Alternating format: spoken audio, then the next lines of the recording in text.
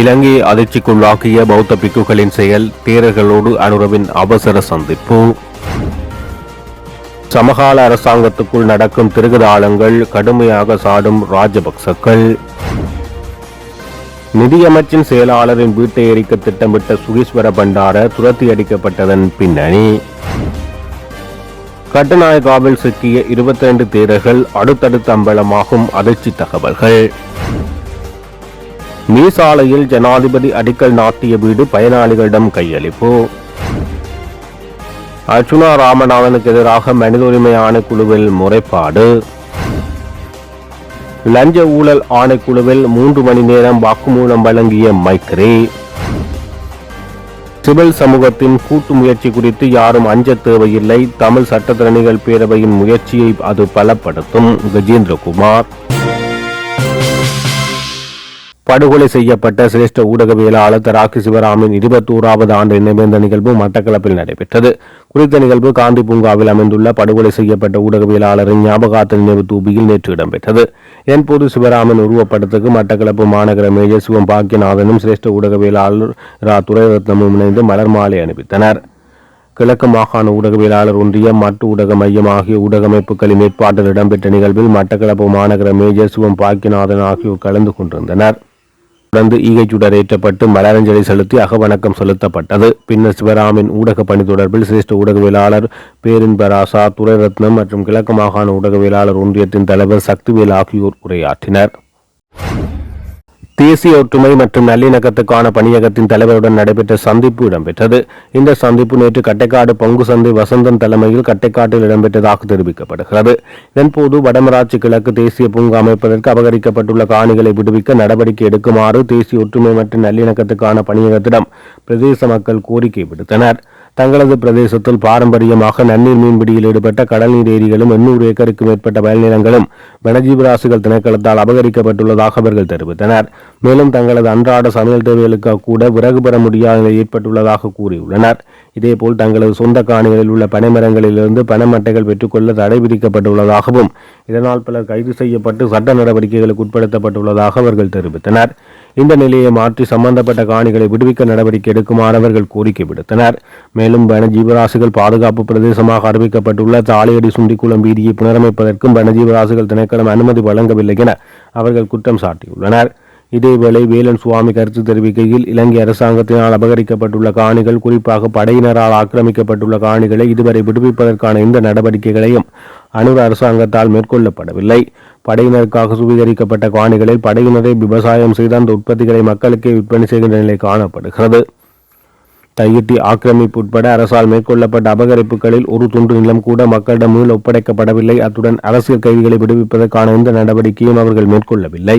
இதனைத் தொடர்ந்து தேசிய ஒற்றுமைப்பாட்டுக்கு நல்லிணக்கத்துக்குமான பணியகத்தின் தவிசாளர் கருத்து தெரிவிக்கையில், காணி விடயங்கள் மற்றும் பிரச்சினைகள் தொடர்பாக பிரதேச மக்களும் ஆளுநர் மற்றும் வடக்கு மாகாணத்துக்கு உட்பட்ட மாவட்ட செயலர்கள் உள்ளடங்களாக ஒன்றுகூடல் ஒன்றினை நடத்தி ஜனாதிபதியுடன் குறித்த விடயங்கள் தொடர்பாக வன ஜீவராசிகள் திணைக்களத்தால் அபகரிக்கப்பட்ட காணிகளை விடுவிப்பதற்கு நடவடிக்கை எடுப்பதற்கான நடவடிக்கை எடுக்க வேண்டும் என வலியுறுத்தியுள்ளார்.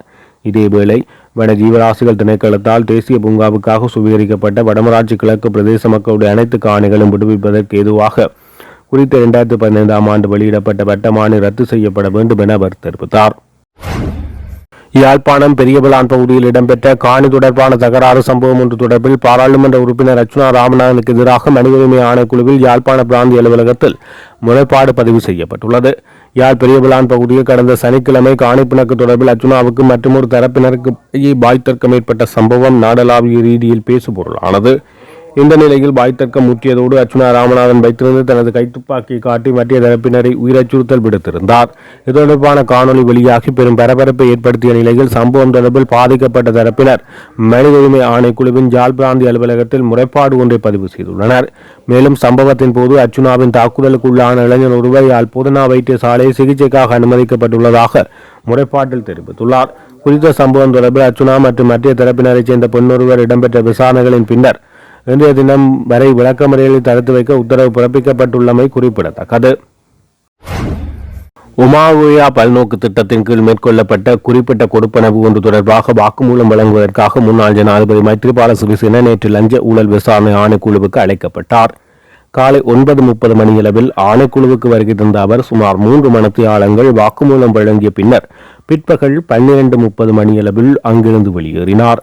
இதன்போது ஊடகங்களுக்கு கருத்து தெரிவித்த அவர் 2015ஆம் ஆண்டு நல்லாட்சி அரசாங்க காலத்தில் ஈரான் நாட்டு நிதியுதவியுடன் ஆரம்பிக்கப்பட்ட ஒமா ஓயா திட்டமானது ஈரான் மீது அமெரிக்கா விதித்த பொருளாதார தடைகள் காரணமாக இடையில் நிறுத்தப்பட்டதாக குறிப்பிட்டார். இதனால் திட்டமிட்ட பணிகளை தொடர அரசாங்கத்தினால் நிதியை பயன்படுத்த வேண்டிய நிலை ஏற்பட்டதாகவும் இது குறித்தே தன்னிடம் விளக்கம் கோரப்பட்டதாக அவர் தெரிவித்தார். இது தொடர்ந்து அரசியலில் தனது நிலைப்பாடு குறித்து பேசிய அவர், நான் தற்போது தீவிர அரசியலில் ஈடுபடவில்லை என்றும் யுத்தம் போன்றதொரு சூழல் நிலவும் தருணத்தில் மேதின கொண்டாட்டம் முடியுமா என அவர் கேள்வி எழுப்பினார். மேலும் சர்ச்சைக்குரிய $2.5 மில்லியன் தொடர்பில் கேட்கப்பட்ட கேள்விகளுக்கு பதிலளித்த அவர், அதன் துல்லியமான விவரங்கள் தெரியாமல் இது குறித்து எதனையும் கூற முடியாது என தெரிவித்துள்ளார். கட்டுநாயக்க விமான நிலையத்தில் 112 கிலோகிராம் குஷ் மற்றும் கேஸ் ரக போதைப் பொருட்களுடன் 22 தேர்களில் 19 பேர் போதைப் பொருள் பயன்படுத்தியுள்ளமை சட்ட வைத்திய அதிகாரியின் சோதனையில் உறுதிப்படுத்தப்பட்டுள்ளது. கடந்த ஏப்ரல் 25ஆம் தேதி தாய்லாந்துக்கு சுற்றுப்பயணம் மேற்கொண்டு விட்டு திரும்பிய போது 22 தேரர்கள் கைது செய்யப்பட்டனர். போலீஸ் போதைப் பொருள் தடுப்பு பிரிவினரால் தடுத்து வைக்கப்பட்டு விசாரணைக்குட்படுத்தப்பட்டு இவர்கள் சட்ட வைத்திய அதிகாரிகளிடம் நேற்று முன்னிலைப்படுத்தப்பட்டனர். இதன்போது இவர்களில் 19 பேர் கஞ்சா போதைப் பொருள் பயன்படுத்தியுள்ளமை உறுதி செய்யப்பட்டுள்ளது. ஜம்புரலிய பகுதியில் உள்ள விகாரை ஒன்றைச் சேர்ந்த 3 தேரர்கள் மாத்திரம் இதற்கு முன்னர் தாய்லாந்து சென்றுள்ளதாகவும் இப்போது அவர்களுடன் இணைந்து 12 தேரர்கள் அந்த பயணத்தில் பங்கேற்றிருப்பதாகவும் விசாரணைகளில் தெரிய வந்துள்ளது. இதே நேரத்தில் கொண்டுவரப்பட்டதாக கூறப்படும் போதைப் பொருட்கள் அத்துகிரிய பகுதியில் உள்ள வீடொன்றில் மறைத்து வைக்கப்பட்டிருந்த நிலையில் அந்த வீட்டின் உரிமையாளரும் போலீசாரால் கைது செய்யப்பட்டுள்ளனர். எதிர்வரும் மே மாதம் மேலும் 40 தேர்களை தாய்லாந்து அழைத்து செல்ல இவர்கள் திட்டமிட்டிருந்தமை தெரிய வந்துள்ளது. அத்துடன் இந்த வலையமைப்பை இலங்கையிலிருந்து இயக்கியதாக கூறப்படும் அபிதாந்த என்னும் தேரர் கம்பகா பகுதியில் உள்ள விகாரை ஒன்றில் பதுங்கியிருந்த போது கைது செய்யப்பட்டார். ஏனைய தேரர்கள் விமான நிலையத்தில் சிக்கியதை கண்டு இவர் அங்கிருந்து திரும்ப சென்றுள்ளதோடு கைது செய்யப்படும் போது அவர் போதைப்பொருள் பயன்படுத்தியிருந்ததாக தெரிவிக்கப்படுகிறது. இதேவேளை இந்த கடத்த தொழிலை இலங்கையில் உள்ள வர்த்தகர்கள் போன்று தோற்றமளிக்கும் இருவர் பின்னணியிலிருந்து வழி நடத்துவார்கள் எனவும் இவர்களில் ஒருவர் காஜி என அழைக்கப்படும் விசாரணைகளில் கண்டறியப்பட்டுள்ளது. சமகால அரசாங்கத்தில் இடம்பெறும் கணனி மோசடி குறித்து ஸ்ரீலங்கா பொதுஜன பெரமுனவின் தேசிய அமைப்பாளர் நாமல் ராஜபக்ச கடும் விமர்சனங்களை முன்வைத்தார். தங்காலை பகுதியில் ஊடகவியலாளர் சந்திப்பில் கலந்து கொண்டு கருத்து வெளியிட்ட அவர் இதனை தெரிவித்தார். ஹேக்கர் ஒருவர் தொலைபேசியில் அழைத்து உங்கள் கணக்கை ஹேக் செய்ய போகிறேன், அதற்கு முன்னால் இந்த ஆவணங்களில் கையொப்பமிடுங்கள் என கேட்டு அவ்வாறே கையொப்பம் பெற்றதாக அரசாங்கம் கூறும் கதை உலகிலேயே எங்கும் கேட்காத நகைச்சுவையான ஒன்றாகும். இது ஒரு கேக்கிங் அல்ல, இது திட்டமிட்ட மோசடியாகும். நிதி அமைச்சின் கணக்கில் இருந்து பணம் திருடப்பட்டுள்ளமை மற்றும் வீதி அபிவிருத்தி அதிகார சபையினால் சில நிறுவனங்களுக்கு இருமுறை கொடுப்பனவுகள் வழங்கப்பட்டுள்ளது. இவ்வாறான பாரிய நிதி மோசடிகள் தொடர்பில் ஜனாதிபதியும் நிதியமைச்சரும் பொறுப்பு கூற வேண்டும் என்றும் ஹேக்கர் தலைமறைவாக இருப்பதாக கூறி நீண்ட காலம் தப்பிக்க முடியாது என நாமல் சுட்டிக்காட்டினார். வெளிநாட்டு தொழிலாளர்களின் பணம் மற்றும் புலம்பெயர்ந்தோரின் உதவித்தொகை அனைத்தும் உள்ளடக்கப்பட்டுள்ள கணக்கை அரசாங்கம் பாதுகாக்க முடியாமல் போயுள்ளமை கவலைக்குரியது என நாமல் தெரிவித்துள்ளார். நிதி அமைச்சரின் கையொப்பமின்றி இவ்வாறான நிதி பரிமாற்றங்கள் மேற்கொள்ள முடியாது என்பதால் திருடர்கள் அரசாங்கத்துக்குள்ளேயே இருக்கிறார்கள். இவ்வாறான சூழலில் அரசாங்கம் வேறு எவரையும் குற்றம் சாட்ட முடியாது. அரசாங்கம் உண்மையை மறைக்க முற்படுகிறது. அரசாங்கம் மக்களின் வரிப்பணத்தை பாதுகாக்கதை கைவிட்டு தங்களுக்கு தேவையானவர்களுக்கு அனுகூலங்களை செய்து கொடுப்பதில் குறியாக உள்ளது என நாமல் ராஜபக்ச தெரிவித்துள்ளார். கட்டுநாயக்க விமான நிலையத்தில் போதைப் பொருட்களுடன் பிக்குகள் சிலர் கைது செய்யப்பட்டது மற்றும் அது தொடர்பான விசாரணைகள், அதனால் எழுந்துள்ள நிலைமைகள் குறித்த கலந்துரையாடல் ஒன்று ஜனாதிபதி அனுரகுமார திசாநாயக்கவின் பங்கேற்புடன் 3 பீடங்களின் மகா சங்கத்தினர் தலைமையில் நேற்று பிற்பகல் ஜனாதிபதி அலுவலகத்தில் நடைபெற்றது. தற்போது போதைப் பொருள் அச்சுறுத்தல் ஒரு தேசிய பேரழிவாக மாறியுள்ளதை இந்த சம்பவம் உறுதிப்படுத்துவதாக சுட்டிக்காட்டிய ஜனாதிபதி, போதைப் பொருளுக்கு எதிராக அரசாங்கம் ஆரம்பித்துள்ள வேலை திட்டத்துடன் அனைவரும் வலுவாக கைகோர்க்க வேண்டிய அவசியத்தை வலியுறுத்தினார். நாட்டை பொருளாதார மற்றும் சமூக ரீதியாக புதிய மாற்றத்தை நோக்கி இட்டு செல்லும் பயணத்தில் பௌத்த சாசனத்தையும் அதனுடன் கட்டியெழுப்பப்பட்டுள்ள விழுமியங்களையும் பாதுகாப்பதற்கு முன்னுரிமை அளித்து செயற்படுவதே அரசாங்கத்தின் நோக்கம் என ஜனாதிபதி தெரிவித்தார். முழு சமூகத்தையும் அதிர்ச்சிக்குள்ளாக்கியுள்ள இந்த சம்பவம் தொடர்பான விசாரணைகள் மற்றும் தற்போதைய நிலை குறித்து போலீஸ் மா அதிபர் இதன் போது விளக்கம் அளித்தார். இந்த சம்பவம் குறித்து மகாநாயக்க தேரர்கள் ஏற்கனவே ஒரு அறிக்கையை வெளியிட்டுள்ள நிலையில் அதனை முழு பிக்கு சமூகத்தின் செய்தியாக கருதி செயற்படுமாறு மகா சங்கத்தினர் அரசாங்கத்திடமும் பொதுமக்களிடமும் கோரிக்கை விடுத்தனர். அதேபோல் தற்போதைய சவால்களுக்கு மத்தியில் பிக்கு சமூகத்தை பாதுகாப்பது பிக்குகளால் மட்டும் மேற்கொள்ளக்கூடிய ஒன்றல்ல என்றும் அதற்கு அரசாங்கத்தின் ஒத்துழைப்பு அவசியம் எனவும் சுட்டிக்காட்டினர். புத்த சாசனத்தின் நீண்டகால நிலைத்தன்மைக்காக எடுக்கப்பட வேண்டிய நடவடிக்கைகள், விகாரைகள் மற்றும் தேவாலயங்கள் தொடர்பான சட்டங்களில் மேற்கொள்ள வேண்டிய திருத்தங்கள் மற்றும் சட்ட ரீதியான மாற்றங்கள் குறித்து இதன்போது விரிவாக கலந்துரையாடப்பட்டது. யாழ் தென்மராட்சி மீசாலை கிழக்கு பிரதேசத்தில் உள்ள ஜனாதிபதியால் அடிக்கல் நாட்டப்பட்டு வீடு நேற்று உரிமையாளர்களிடம் உத்தியோகபூர்வமாக கையளிக்கப்பட்டது. கடந்த ஜனவரி மாதம் 19ஆம் தேதி மீசாலை வீரசிங்கம் ஆரம்ப பாடசாலையில் இடம்பெற்ற நிகழ்வில் கலந்து கொண்ட ஜனாதிபதி அனுரகுமார திசாநாயக்க 30 வீட்டு திட்டங்களுக்கான காசோலைகளை வழங்கி வைத்தார். இந்த வருகையின் போது மீசாலை கிழக்கில் 20 லட்சம் ரூபாய் பெறுமதியான குறித்த வீட்டுக்கான அடிக்கல்லையும் நாட்டி வைத்தார்.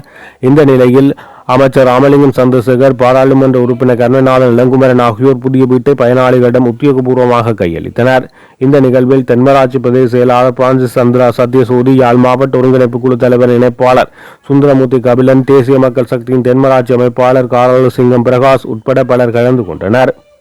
விசேடமாக சஜித் பிரேமதாஸ் அவர்கள் இதற்கு முன்னர் நாங்கள் எடுத்து பார்க்கின்ற பொழுது எந்த ஒரு கட்சியோடும் நாங்கள் ஒன்று சேர மாட்டோம், விசேடமாக ரணில் விக்ரமசிங்காவோடு ஒன்று சேர மாட்டோம், அவர்கள் இந்த நாட்டை திருடியவர்கள், இந்த நாட்டுக்கு மோசடி செய்தவர்கள், அந்த மோசடிக்காரர்களோடு நாங்கள் ஒன்று சேர மாட்டோம் என்று கூறியவர்கள் இன்றைக்கு அவர்கள் எல்லோருமே ஒன்று சேர்ந்து இன்றைக்கு ஒரு குடையின் கீழ் அணிதிரண்டிருப்பதை காணக்கூடியதாக இருக்கிறது. இவ்வாறான அணிதிரள்வுக்கான காரணத்தை நாங்கள் தேடி பார்க்கின்ற பொழுது வேறு எதுவுமே கிடையாது. அதாவது இப்போது எல்லோருக்குமே தெரியும், அதாவது இப்பொழுது நாட்டில் ஏற்பட்டிருக்கின்ற விசேடமாக இன்றைக்கு போலீஸாரின் நடவடிக்கைகள், இன்றைக்கு இந்த லஞ்ச ஊழல் மோசடியில் ஈடுபட்ட நபர்களுக்கு எதிரான நடவடிக்கை, அதே போன்று உயிர்த்த ஞாயிறு தாக்குதலின் பின்னாலான சூத்திரதாரிகளை கண்டு கொள்கின்ற விசாரணை, இவைகள் அனைத்தும் துரிதமாக்கப்பட்டிருக்கின்றது. இந்த துரிதகதியில் இவ்வாறான விசாரணைகள் இடம்பெறுவதன் காரணமாக அதன் பின்னால் மறைந்திருக்கின்ற ஏனைய நபர்களுடையும் அடையாளம் கண்டு கொள்ளுகின்ற ஒரு வாய்ப்பு இருக்கின்றது. அவ்வாறு அடையாளம் கண்டு கொள்ளப்படுகின்ற பொழுது வேறு யாருமல்ல, இதற்கு பின்னால் முன்னால் பெரும் புள்ளிகளாக இருக்கின்ற அரசியல்வாதிகள் இருக்கின்றார்கள். அப்போ அந்த அரசியல்வாதிகள் அந்த ஆபத்தில் இருந்து தாங்களை தக்க வைத்துக் கொள்வதற்காகவே இன்றைக்கு இவ்வாறான கூட்டணிகளை அணிதிரள்வது காணக்கூடியதாக இருக்கின்றது. எது எவ்வாறான போதிலும் கூட எங்களுக்கு எல்லோருக்குமே தெரியும், இன்றைக்கி நாட்டு மக்களுக்கு நன்றாக தெரியும், கடந்த காலங்களில் விசேடமாக கடந்த 76 வருடங்களாக இந்த நாட்டை நாசம் செய்தவர்கள், இந்த நாட்டினுடைய பொருளாதார ரீதியாக வீழ்த்தியவர்கள் வேறு யாரும் கிடையாது, முன்னைய ஆட்சியாளர்களாகும். அந்த ஆட்சியாளர்கள் மீண்டும் பொழுது சொல்லுகின்றார்கள், மீண்டும் இந்த வருடம் 6ஆம் மாதம் அல்லது இனிவரும் காலங்களில் நாங்கள் ஆட்சி அதிகாரத்தை கைப்பற்ற போகின்றோம், மீண்டும் நாங்கள் அமைச்சர்களாக மாறப்போகின்றோம் என்ற கருத்துக்களை கூறுவது எங்கள் காணக்கூடியதாக இருக்கணும். எது எவ்வாறான போதிலும் நாங்கள் ஒரு விடயத்தை மாத்திரம் சொல்லுகின்றோம், அதாவது இவர்கள் என்ன விளையாட்டு விளையாண்டாலும் கூட இந்த நாட்டில் இவர்கள் நினைத்து கொண்டு இருக்கின்றார்கள் இந்த நாட்டில் இருக்கின்ற மக்கள் முட்டாள்கள் என்று, அல்லது மக்கள் வந்து அவர்களுடைய தாளத்துக்கு ஏற்ப ஆடுகின்ற பொம்மைகள் என்று இவர்கள் நினைத்து கொண்டிருக்கின்றார்கள். அது நடைபெறாது. எதிர்வரும் காலங்கள் நிச்சயமாக இந்த நாட்டில் இருக்கின்ற மக்கள் உண்மையை சூழ அணிதிரள்வார்களை தவிர பொய்களை சூழ அணிதிரள மாட்டார்கள் என்பது மிக தரிசனமான உண்மை. அந்த வகையில் இவர்களால் முன்னெடுக்க போகின்ற இந்த கூட்டணி என்பது ஒரு செல்லுபடியாக கூட்டணியாகும். சஜித் பிரேமதாசாவினுடைய கருத்துக்கள் என்பது, அதாவது காலையில் ஒரு வார்த்தையும் மாலையில் ஒரு வார்த்தையும், அது மாத்திரமல்ல ஏஐ சஜித் பிரேமதாசாகவும் அல்லது ஏஐ இல்லாத சஜித் பிரேமதாசாகவும் கூட படம் போட்டு காட்டுகின்ற நபராக மாறியிருக்கின்ற, பாராளுமன்றத்தில் எடுத்துக்கொண்டாலும் கூட வெறும் ஜோக்கராக மாறியிருக்கின்ற நபராகும் இந்த சஜித் பிரேமதாசா என்பவர். அந்த சஜித் பிரேமதாசாவுக்கு அவருக்கும் தெரியும், இன்றைக்கு அவருக்கும் இடையிலும் கூட இன்றைக்கு எதிர்க்கட்சி யார் என்கின்ற போட்டியும் இருக்கின்றது. அந்த எதிர்க்கட்சியினுடைய பாத்திரத்தை காத்திரமான முறையில் வகிப்பதற்கான தகமை சஜித் பிரேமதாசாவிடம் இல்லை. அதன் காரணமாக இன்றைக்கு அரசாங்கத்தின் மீதான பொய்யான குற்றச்சாட்டுக்களை முன்வைத்து தாங்களுடைய இருப்பை தக்க வைத்துக் கொள்வதற்கான முயற்சிகளில் ஈடுபடுகின்றார்களே தவிர மக்களுக்கு ஆக்கப்பூர்வமான எந்த விதமான நன்மைகளும் இடம்பெறாது என்பது மக்கள் உணர்கின்றார்கள். அதனால் மக்கள் இந்த கூட்டணிகளுடைய போலியான நடவடிக்கைகளை தோற்கடிப்பார்கள் என்பது மாத்திரம் நிதர்சனமான உண்மை.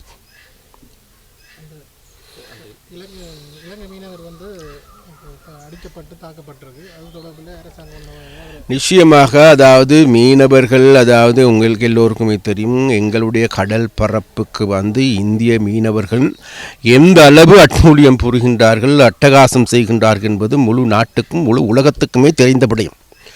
அதே போன்று எங்களுடைய மீனவர்கள் தப்பித்தவறி அவ்வாறான பிரதேசங்கள் அவருடைய எல்லைகளுக்கு செல்லுகின்ற போது இவ்வாறான நடவடிக்கைகள் எங்களுக்கு எல்லோருக்கும் தெரியும். கடந்த காலங்களில் விசேடமாக இந்திய மீனவர்கள் எங்களுடைய மீனவர்களால் கைது செய்யப்படுகின்ற போது, அல்லது எங்களுடைய கடல் பரப்பில் தத்தளிக்கின்ற பொழுது, அல்லது எங்களுடைய வள்ளங்களை அறுத்து உடைத்து நொறுக்குகின்ற பொழுது, இவர்கள் தாங்களுடைய தொப்புள் கூடி உறவாக சகோதரனாக பார்த்து அவர்களை பராமரித்தவர்களே இலங்கை மீனவர்கள்.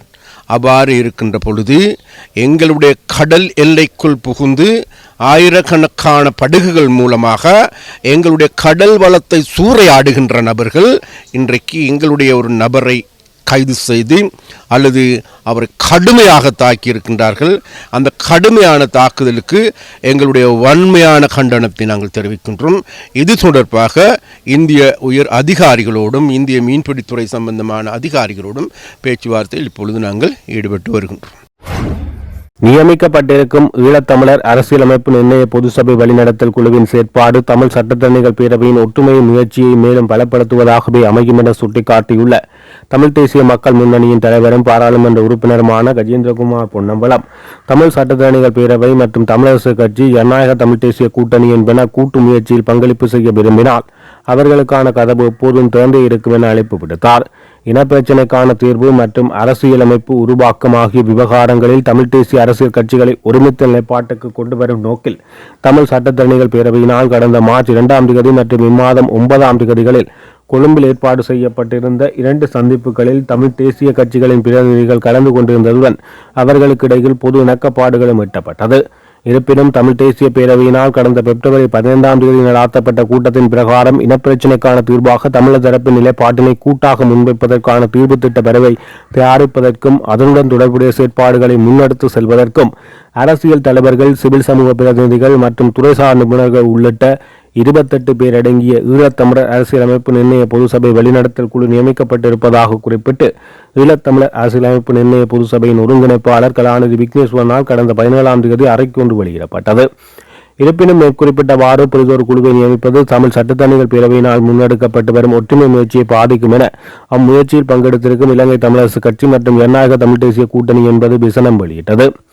இதற்கு விளக்கம் அளித்த தமிழ் தேசிய மக்கள் முன்னணியின் தலைவரும் பாராளுமன்ற உறுப்பினருமான கஜேந்திரகுமார் பொன்னம்பலம், தமிழ் தேசிய பரப்பில் உள்ள சிவில் சமூக பிரதிநிதிகளுடன் இணைந்து புதிய அரசியலமைப்பில் உள்வாங்கப்பட வேண்டிய அரசியல் தீர்வு குறித்த ஆவணத்தை தயாரிப்பது பற்றி ஒரு வருடத்துக்கு முன்பிருந்தே நாம் ஆராய்ந்து வருவதாகவும் இம்முயற்சியில் பங்கெடுக்குமாறு அப்போது இலங்கை தமிழரசு கட்சி மற்றும் ஜனநாயக தமிழ் தேசிய கூட்டணியின் பிரதிநிதிகளுக்கு அழைப்பு விடுத்ததாகவும் சுட்டிக்காட்டினார். பத்திரமுள்ள பகுதியில் போராட்டம் ஒன்றை மேற்கொண்ட முன்னாள் ஜனாதிபதி கோட்டபய ராஜபக்சவின் அப்போதைய செயலாளர் சுகீஸ்வர பண்டார பிரதேசவாசிகளால் தோற்கடிக்கப்பட்டுள்ளமையானது பேசுபொருளாக மாறியுள்ளது. இதன்போது சுகீஸ்வர பண்டார உள்ளிட்ட தரப்பினர் மீது சாணத்தை கொண்டு தாக்குதல் நடத்தப்பட்டுள்ளதாக கூறப்பட்டுள்ளது. திரைசேரியிலிருந்து $2.5 மில்லியன் ஹெக்கருக்கு சென்ற சம்பவத்துக்கு எதிர்ப்பு தெரிவித்து நிதியமைச்சின் செயலாளர் இல்லத்துக்கு முன்பாக போராட்டம் நடத்தப்பட்டது. அரசாங்கத்தை விமர்சிப்பதனால் பொதுவாக விமர்சிக்க வேண்டும், இவ்வாறு தனிநபர்கள் வீட்டுக்கு செல்வதன் பின்னணி என்ன என கேள்வி எழுப்பப்படுகிறது. அரகல காலத்தில் ஓடி ஒளிந்த இந்த ராஜபக்ச தரப்பினர் தற்போதைய அரசாங்கத்தை குழப்புவதற்காக இவ்வாறு செய்கிறார்கள் என்பது தெளிவாகிறதாக குறிப்பிடப்பட்டது. நிதியமைச்சின் செயலாளரின் இல்லத்துக்கு இவர்கள் தீ வைக்க திட்டமிட்டதாக கூறப்படுகின்றது. அது தொடர்பில் அங்குள்ள மக்கள் இவ்வாறு செயற்பட்டதாக தெரிவிக்கப்பட்டுள்ளது.